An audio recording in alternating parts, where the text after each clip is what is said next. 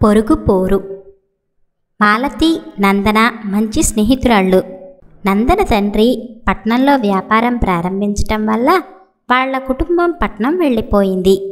స్నేహితురాళ్ళు విడిపోయేటప్పుడు తప్పక పట్నం రమ్మని నందన మాలతికి మరీ చెప్పి వెళ్ళింది. మళ్ళీ నందనను కలుసుకోవాలని, పట్నం చూడాలని ఆత్రపడుతున్న మాలతికి ఒకనాడు పట్నం వెళ్లే అవకాశం దొరికింది. ఆ ఊరి శ్రేష్ఠి ఒక ఆయన సొంత వ్యవహారం మీద పట్నం వెళుతూ మాలతిని నందన ఇంటి వద్ద దించటానికి ఒప్పుకున్నాడు. పట్నం చేరాక ఆ శ్రేష్ఠి ఆలస్యమవుతున్నదని మాలతిని నందన ఇంటి సమీపంలో దించి తన బండిని తోలించుకుపోయాడు. మాలతి నందన ఇంటిని సులువుగానే కనుక్కున్నది. కానీ నందన ఇల్లు తాళం పెట్టి ఉన్నది. మాలతికి ఏం చేయటానికి తోచక పక్క ఇంటికి వెళ్ళి లోపలికి తొంగి చూసింది. ఆ ఇంటి ఆడమనిషి నడి వయసు స్త్రీ. ఎవరమ్మా, ఏం కావాలి అని మాలతిని అడిగింది. మాలతి ఆమెకు తన పరిస్థితి చెప్పుకొని నందన ఎక్కడికి వెళ్ళింది, ఎప్పుడు వస్తుంది అని అడిగింది. బంధువుల ఇంట పెళ్ళి అని ఇంటిల్లిపాది పొరుగురు వెళ్ళారు. చీకటి పడి వస్తారు. అందాక మా ఇంట్లో ఉందువుగాని ఈ పట్నంలో ఒంటరిగా ఎక్కడ ఉంటావు అన్నది ఆమె.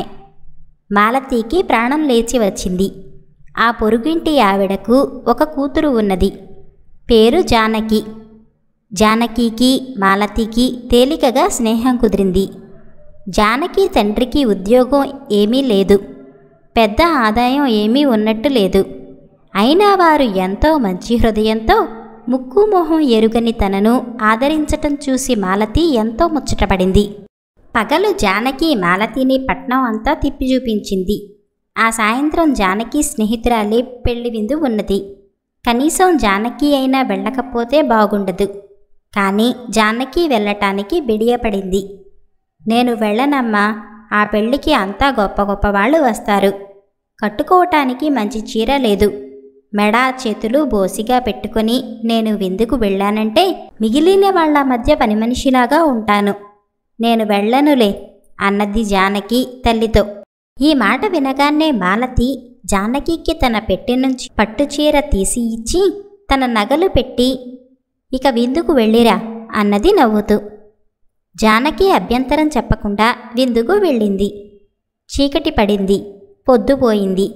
పెళ్లికి వెళ్ళిన నందన వాళ్ల కుటుంబం రాలేదు. విందుకు పోయిన జానకి తిరిగి రాలేదు. జానకిని తీసుకువస్తానని బయలుదేరిన తండ్రి గుమ్మంలో పడి ఉన్న కాగితం తీసి చదివి వెర్రికేక వేశాడు. మాలతి చప్పున వెళ్ళి ఆయన చేతి నుంచి కాగితం తీసుకుని చదివింది. అది జానకి తన తల్లికి రాసిన ఉత్తరం. అందులో ఇలా ఉన్నది: అమ్మా, నగలు ఆడదాని శత్రువులని ఈరోజే తెలిసింది. విందు నుంచి వస్తుంటే సందులో 4 మనుషులు కత్తి చూపించి నగలన్నీ ఒలుచుకుపోయారు. మాలతికి నా మొహం ఎలా చూపించేది? పరాయి సొమ్ము పెట్టుకున్నందుకు నాన్న నా గొంతు నులిమేస్తారు. అందుకే వెళ్ళిపోతున్నాను. నా కోసం వెతకవద్దు. మాలతి కళ్ళ వెంట నీళ్లు తిరిగాయి. జానకి ఎక్కడికి వెళ్ళి ఉంటుంది?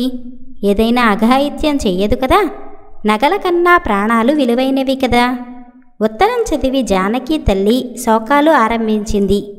జానకి తండ్రి మాలతితో, అమ్మా, కాలక్రమాణా నీ నగల ఖరీదు ఇచ్చుకుంటాను. జానకిని వెతికించే ప్రయత్నం నేను చెయ్యలేను. నా దగ్గర చిల్లి గవ్వలేదు అని కళ్ళ నీళ్లు పెట్టుకున్నాడు. బాబుగారు, నా నగల డబ్బు మీరు ఇయ్యనవసరం లేదు. ముందు జానకిని వెతకటానికి మనుషులను పంపండి. నిన్న రాత్రి మీరు ఆశ్రయం ఇయ్యకపోతే దొంగలు నా మెడ నుంచే నగలు కాచేసేవాళ్లేమో అన్నది మాలతి. జానకి తండ్రి జానకిని వెతకటానికి చీకట్లో పడిపోయాడు. కాసేపటికి వీధిలో బండి ఆగిన శబ్దం అయింది. మాలతి, జానకి తల్లి ఆత్రంగా బయటకు వచ్చారు. నందన కుటుంబం వారంతా బండిలో నుంచి దిగారు. పక్క గుమ్మంలో నిలిచి ఉన్న మాలతిని చూడగానే నందన ఆశ్చర్యంతోనూ ఆనందంతోనూ వచ్చి కౌగిలించుకున్నది. తర్వాత మాలతి ఆమె వెంట తన పెట్టెతో సహా వాళ్ల ఇంటికి మారింది. మాలతి లోపలికి రాగానే నందన, ముందు నీ పెట్టె తెరచి సామానంతా ఉందో లేదో చూసుకో. నీకు ఆ దొంగల ముఠాయే దొరికిందా అన్నది. మాలతి నిర్ఘాంతపోయి నందనకు జరిగినదంతా చెప్పి నువ్వు పొరపాటు పడుతున్నావు. వాళ్ళు చాలా మంచివాళ్ళు. పాపం నా మూలంగా జానకి ఎటో వెళ్ళిపోయింది అన్నది బాధగా. నందన కటువుగా, ఎక్కడికి పోదు, నిక్షేపంగా వాళ్ళ బంధువుల ఇంట ఉండి ఉంటుంది. ఇదంతా నాటకం. పట్నం మోసాల సంగతి నీకు ఇంకా తెలీదు. మెత్తగానే గొంతులు కోస్తారు. ముఖ్యంగా వీళ్లను గురించి చుట్టుపక్కల అందరికీ తెలుసు. ఏమాత్రమూ ఏమరిపాటుగా ఉన్నా గుడ్డలు గిన్నెలు కాజేస్తారు. వీళ్ల పోరు భరించలేకుండా ఉన్నాం. దొంగలు నిలువు దోపిడీ చేసిన జానకికి ఉత్తరం రాయటానికి కలము కాగితము ఎక్కడి నుంచి వచ్చి ఉంటుందో అని నువ్వు ఆలోచించవా? తేలికగా మోసపోవటానికి వీళ్లకు నువ్వు దొరికావు అన్నది. మాలతికి మండిపోయింది.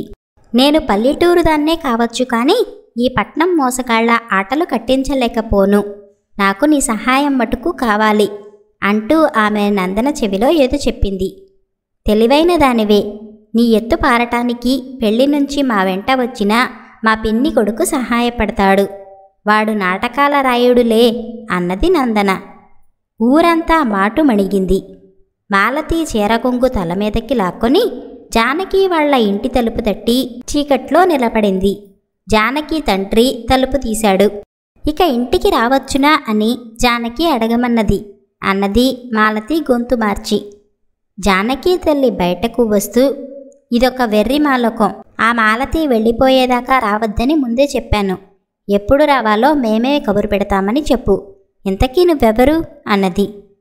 నేను మాలతిని అంటూ మాలతి వెలుగులోకి వచ్చి నిలబడింది. భార్యాభర్తలిద్దరూ నోళ్లు వెళ్ళపెట్టారు. మంచిగా కనిపిస్తూనే ఎంత నాటకం ఆడారు మీరు.